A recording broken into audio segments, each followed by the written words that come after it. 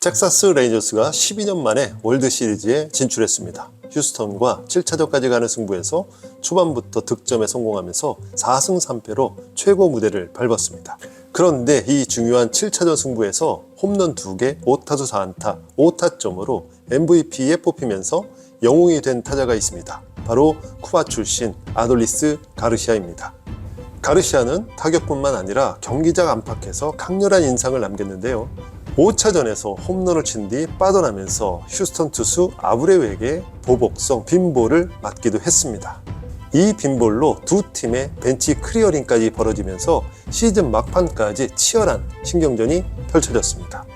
그럼에도 가르시아는 휴스턴 홈팬들의 거센 야유 속에서도 6차전 만루포, 7차전 멀티 홈런을 터뜨리면서 최고의 순간을 보냈습니다. 하지만 가르시아는 텍사스의 영웅이 되기 전까지 그의 생활엔 굴곡이 많았습니다. 2016년 일본 프로야구 요미우리에 입단했는데요. 4경기에만 출전해서 7타수 무안타 3삼진으로 부진했고 2달 뒤에 방출되는 시련을 겪었습니다. 그러자 쿠바에 귀국하지 않고 망명을 선택하면서 세인트루이스와 마이너리그 계약을 맺었죠. 그러나 2017년을 마이너리그에서 보냈고 그나마 2018년 빅리그에 데뷔했지만 21경기 타율 1할 1푼 8리로 부진했습니다. 2019년은 통째로 마이너리그에서 뛰었을 뿐이었죠. 그리고 세인트루이스가 40인 노터스에 김광현의 자리를 만들기 위해서 가르시아를 지명 할당했고요. 결국 텍사스로 트레이드 됐습니다. 이후 2021년 2월에 또다시 지명 할당되었고 어떤 팀도 가르시아를 데려가지 않았습니다. 40인 로터스에 들지는 못했지만 양현종과 함께 택시 스쿼드에 들어서 시즌을 시작하게 된 것입니다. 이렇게 아돌리스 가르시아처럼 좋아하는 것을 하면서도 힘든 순간이 올 수 있습니다. 실력이 늘지 않는 순간, 내 뜻대로 되지 않는 순간이 옵니다. 선수는 이때 좌절을 합니다. 금방 포기하고 더 쉬운 길을 찾는 경우도 있습니다. 또 다른 길을 찾는 것이죠.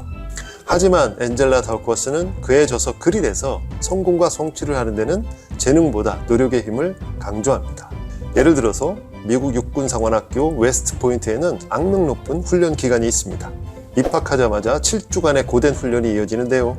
중퇴하는 학생 대부분이 이 훈련 때문에 그만둔다고 합니다. 그런데 이들이 단순한 입학생이 아니에요. 높은 수능 점수와 체력 점수를 얻은 엘리트들이 탈락합니다. 오히려 7주간의 지옥 훈련을 견뎌낸 학생들의 특성은 체력 점수나 수능 점수가 아니었습니다. 끈기 있게 자신의 일에 끝까지 매달리는 학생들, 자신의 실력이 부족하다고 계속 연습하는 학생들, 연습 과정이 지루하고 좌절되더라도 지속했던 학생들이 끝까지 남아 졸업할 수 있었습니다. 이렇게 성공은 한순간 미친 듯이 좋아하는 것이 아니라고 말합니다. 성공은 강도가 아니라 지속성이라는 것이죠.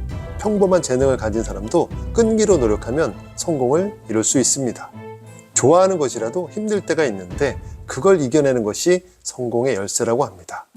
세인트루이스도 가르시아를 방출되기 명단에 올렸다가 불과 10만 달러만 받고 트레이드 한 것입니다. 텍사스에서도 가르시아를 방출되기 명단에 올렸는데 어느 팀도 그를 데려가지 않았어요. 사실 메이저리그 30개 팀 모두 가르시아를 외면한 것입니다.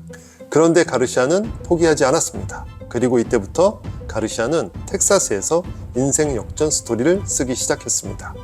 2021년 31홈런 90타점을 기록했고 아메리칸 리그 올스타에 선정되면서 자신의 재능을 알리기 시작했습니다. 2022년 시즌에도 27개 홈런으로 일발 장타를 보여주었고 올 시즌엔 39개 홈런, 107타점을 기록하면서 최고의 시즌을 보낸 것이죠. 이렇게 대기만성 성공 신화를 쓴 가르시아는 특히 이번 가을 야구에서 새로운 역사의 주인공이 됐습니다. 그렇다면 일본에서 방출됐고 미국에서도 방출되기만 2번이나 겪었던 가르시아가 기술적으로는 어떻게 달라졌기에 성공 가도를 달리고 있는지 그 이유를 함께 보겠습니다. 가르시아는 독특한 타격 자세를 가지고 있습니다. 타격할 때 뒷발을 빼는 동작을 취합니다. 일명 가위 타격이라고 하는데요. 앞발과 뒷발이 교차되는 모양이 가위와 같아서 불리는 것입니다. 그런데 이 가위 타격은 가르시아만 하는 것이 아니고 휴스턴의 알투베도 이 타격 자세를 취합니다.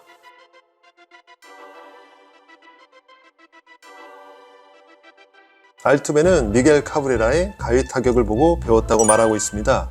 미겔 카브레라는 베네수엘라 출신인데요. 남미 출신들에게는 가히 신화적 존재라고 할 수 있습니다. 아쿠냐 주니어도 그의 우상이 미겔 카브레라라고 말하였습니다. 마찬가지로 쿠바 태생인 가르시아도 미겔 카브레라의 영향을 받았는데요.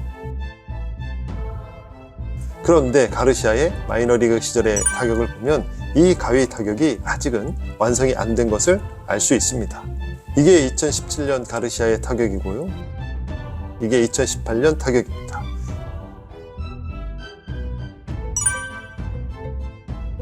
이게 2019년 타격입니다. 이때까지 가르시아는 일반적인 타격과 가위 타격을 혼용해서 사용하고 있었는데요. 전반적으로 자신의 타격에 대해 확신이 없었다고 볼 수 있어요. 가위 타격은 뒷발로도 타이밍을 조절하는 거예요. 패스트볼이나 변화구에 따라 뒷발을 길게 또는 짧게 빼주면서 조절하는 타격입니다. 가르시아가 파워와 성실함에서는 높은 평가를 받았지만 삼진이 너무 많다는 점 때문에 외면을 받았는데요. 점점 가위 타격이 완성되면서 삼진이 줄고 홈런은 늘었습니다. 아돌리스 가르시아는 견디기 어려운 시련에도 좌절하지 않았습니다. 오히려 끈기 있게 노력했고 실력을 쌓고 때를 기다렸습니다. 그러다가 가위 타격이 완성되면서 7.8기 신화를 쓰고 있습니다. 조금 해보다가 어렵다고 포기하면 안 됩니다. 저도 얼마 전까지 구독자 2자리였습니다. 이제는 3자리입니다. 더디지만 지금 힘들다고 포기하면 다른 사람 성공만 부러워하게 됩니다. 성공하는 사람이 우리와 출발점이 달랐다고 가정해서는 안 됩니다. 재능 따위 부러워하지 말고 끈기 있게 내 모든 잠재력을 발휘해 보시죠. 방출생에서 텍사스의 영웅으로 가르시아의 인생 역전 스토리는 여기까지입니다. 구독을 눌러주시면 더 좋은 영상으로 찾아오겠습니다.